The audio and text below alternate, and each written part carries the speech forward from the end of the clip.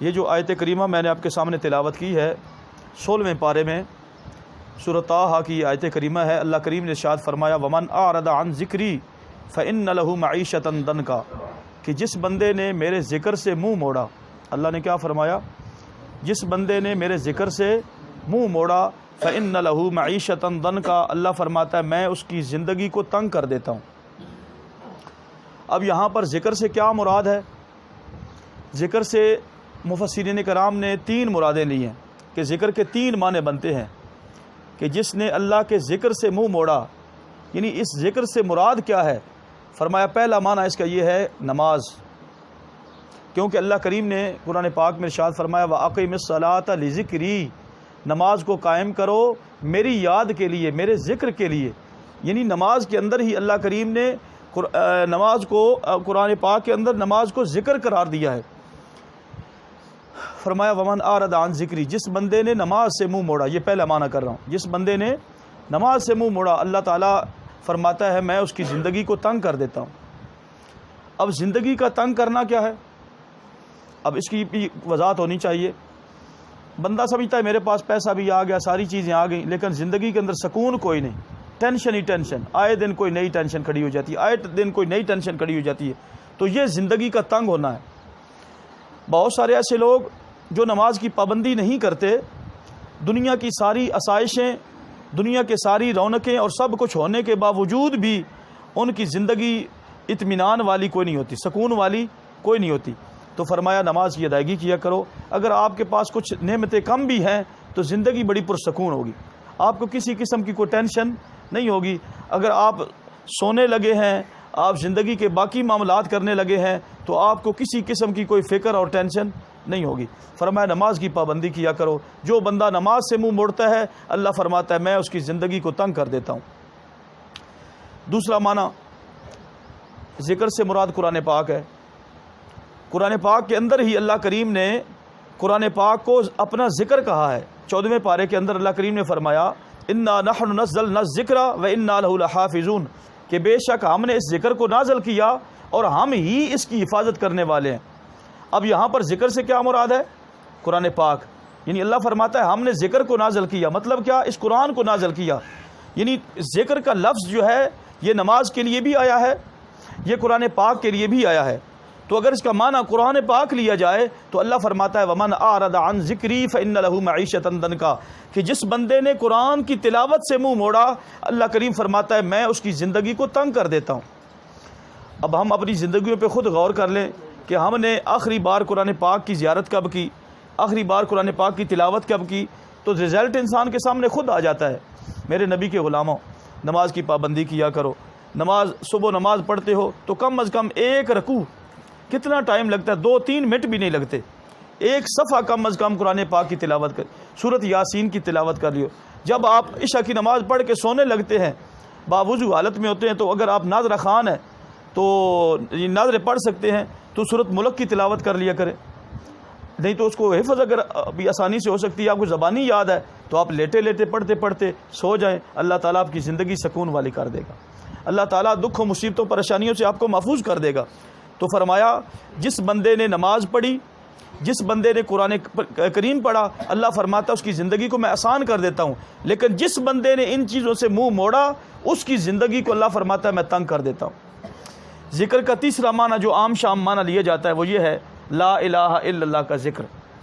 یہ عموماً معنی اس کا لیا جاتا ہے، اس کے لیے لفظ ذکر عموماً ہمارے عرف میں بولا بھی جاتا ہے، ذکر لا الہ الا اللہ۔ تو یہ افضل ذکر جو سب سے ہے وہ کیا ہے؟ لا الہ الا اللہ۔ ساری کائنات ایک سائڈ پہ ہو جائے اور لا الہ الا اللہ، اس کی قیمت اور اس کے مقابلے کا کوئی نہیں۔ تو فرمایا سب سے بہترین ذکر کیا ہے؟ لا الہ الا اللہ کا۔ فرمایا جو اس ذکر سے بھی منہ موڑتا ہے اللہ کریم فرماتا ہے میں اس کی زندگی کو تنگ کر دیتا ہوں۔ یہاں زندگی کے تنگ ہونے کے حوالے سے پیر محمد کرم شاہ صاحب الحضری رحمۃ اللہ تعالیٰ علیہ نے ایک واقعہ لکھا اپنی کتاب کے اندر۔ آپ فرماتے ہیں کہ امریکہ کا ایک بندہ تھا، فورڈ اس کا نام ہے، یہ بسیں بنانے، ٹریکٹر بنانے کی اس کی اپنی فیکٹری تھی۔ آپ اندازہ لگائیں جس بندے کی اتنی بڑی فیکٹری ہو جہاں بسیں بنتی ہیں، کاریں بنتی ہیں، ٹریکٹر بنتے ہیں، وہ بندہ کتنا امیر ہوگا۔ یہاں پر بندے کے پاس 2-4 پیسے آ جائیں تو اس کی امیرت نہیں کھڑی ہوتی۔ تو اتنا بڑا امیر بندہ، اس کی غذا کے بارے میں حضور ظالمت نے ایک جملہ لکھا اور اس آیت کی تفسیر لوگوں کو سمجھائی۔ وہ کیا ہے؟ آپ فرماتے تھے اس کی غذا جو ہے وہ چھان کی روٹی، کیا جی؟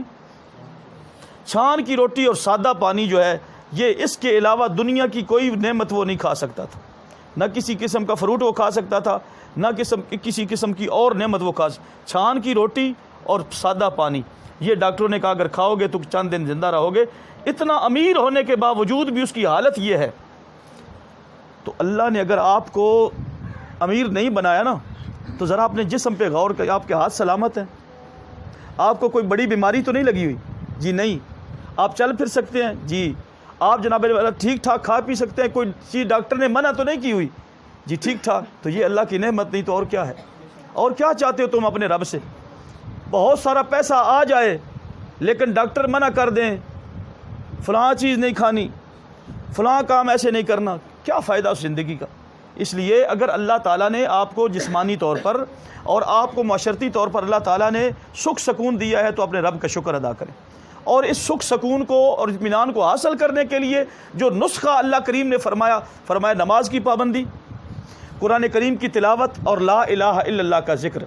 اب یہ کتنی چیزیں ہو گئی؟ یہ 3 چیزیں مین ہم نے جو اختیار کی، 5 نمازیں اور 6واں جمعہ، ٹھیک ہے، اور عید سال کے بعد آتی ہے، تو فرمایا ان کی پابندی کرو، شریعت کی پابندی۔ اور اس کے بعد قرآن پاک کی تلاوت، وہ میں نے آپ کی خدمت میں عرض کر دی، صبح اٹھ کے سورۃ یاسین پڑھا کرے، آپ سوتے ہوئے جناب والا سونے سے پہلے سورۃ ملک کی تلاوت کر لیں، یا اگر آپ بہت زیادہ آپ دکاندار ہیں تو دکان کے باوجود بیٹھ کر آپ جناب والا قرآن پاک پڑھ سکتے ہیں۔ بلکہ میں تو نوجوانوں کو مشورہ دیتا ہوں اکثر کہ موبائل کے اندر قرآن پاک موجود ہے کہ نہیں بھائی؟ دلہ بولے پتہ نہیں، میں ہے یار بولو نا، موبائل کے اندر قرآن پاک موجود ہے، تفاسیر کی کتب کتنی موجود ہیں، تو موبائل کی سکرین کو آپ ٹچ کر سکتے ہیں۔ اگر آپ وضو نہیں بھی ہے نا، یہ بھی مسئلہ ذرا آسان ہو گیا۔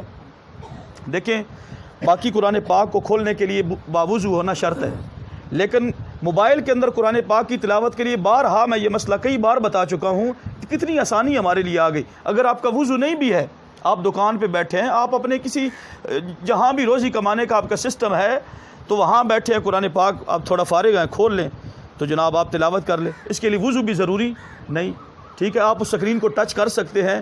اس کے لیے یہی شرعی مسئلہ ہے اور مفتہ بھی قول ہے، سمجھ آئی کہ نہیں؟ تو آسانی آ گئی۔ تو آپ دن کے وقت کافی آپ فیس بک پہ لگے رہتے ہیں، باقی بہت سارے سوشل میڈیا پہ آپ لگے رہتے ہیں، تو 5-10 منٹ قرآن کے لیے نکال لیں تو کتنی بڑی برکت ہو جائے گی۔ تو اس لیے یعنی زندگی بڑی آسان کرنے کے لیے آسان باتیں ہیں۔ 5 وقت نماز کو پورا 24 گھنٹے نماز ہونی ہے۔ اگر ہم نمازوں کے اوقات لینا تو صبح کی 4 رکعتوں پہ کتنا ٹائم لگتا ہے؟ 4-5 منٹ لگتے ہیں، 10 منٹ لگتے ہیں۔ ظہر کی 12 رکعتوں پہ کتنا ٹائم لگتا ہے؟ عصر کی کتنا ٹائم لگتا ہے؟ بس دل کو سمجھانے والی بات ہے۔ اور اس کے بعد کبھی کبھی اللہ کا ذکر چلتے پھرتے، لا الہ الا اللہ، لا الہ الا اللہ، اس میں زبان ہل رہی ہے، یقین کریں آپ جو بھی کام کریں اللہ تعالیٰ اس کے اندر بھی برکتیں رکھ دے گا۔ اس لیے آج سے یہ اپنے ساتھ اپنے رب کے ساتھ وعدہ کرتے جائیں کہ ہم قرآن کی تلاوت بھی کریں گے، نماز کی پابندی بھی کریں گے، اور اللہ کا ذکر کرنے کی بھی ہم کوشش فرمائیں گے۔ اور آخر پہ حدیث ماں کی شان کے حوالے سے مرحومہ